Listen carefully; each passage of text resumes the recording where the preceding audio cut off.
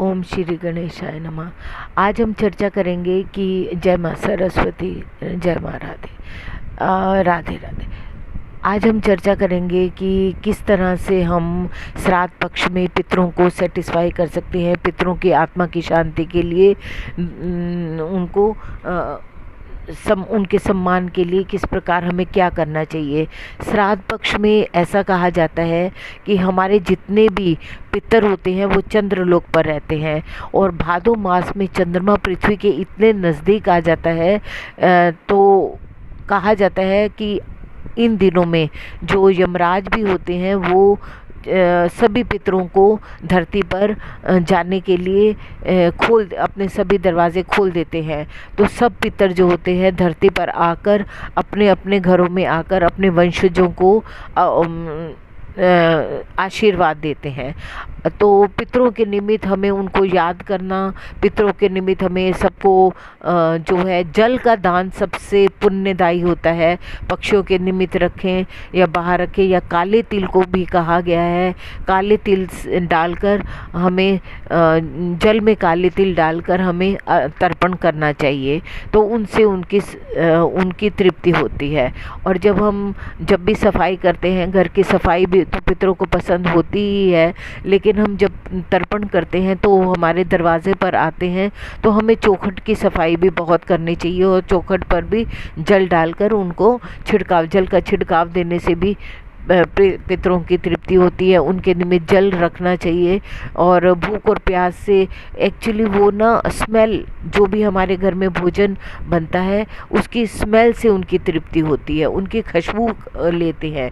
वो जो पदार्थ है वो तो भौतिक लोग लेते हैं, जैसे भौतिक जो शरीर हार्ड मास का जो शरीर बना होता है वो जो हम लोग उससे हमारी तृप्ति होती है इंसानों की, लेकिन जो आत्मा की तृप्ति उसकी खुशबू से होती है। जो भी हमारे पितरों को पसंद होता है तो चावल की खुशबू होगी या चाय की खुशबू होगी, तो उसकी खुशबू से उनको तृप्ति हो जाती है।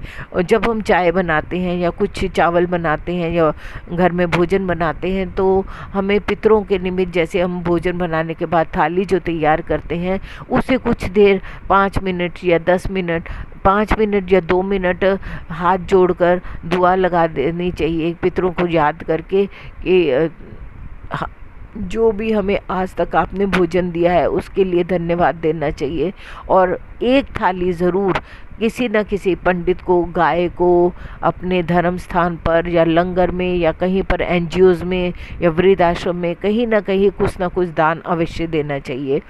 तो उससे जो भी उसको ग्रहण करेगा तो आपके लिए अगर हम अपने किसी धर्म के साथ जुड़े हुए हैं तो हमें धर्म स्थान पर भी देना उचित होगा। और घर पे अगर करते हैं तो घर में भी तो कुछ अंश दे देना चाहिए। अच्छा, कुछ जैसे फाइनेंशियली इतने स्ट्रांग नहीं होते हैं तो हमें जल का दान उन्हें करना चाहिए ज़रूर। जल जो है पितरों के निमित्त जो है पक्षियों के एक मटके में जल डाल के, जो पितरों का स्थान होता है वो मटके के पानी के जल के आसपास ही होता है, जल के आसपास ही पितर रहते हैं। तो हमारे घर में जो भी मटका रखने का स्थान होता है वहाँ पर जो है हमें पितरों के निमित्त चाहे एक दिया जला दें, चाहे उनको कुछ भी खाद्य पदार्थ रख दें, थोड़ा सा उनको भोग लगा देना चाहिए।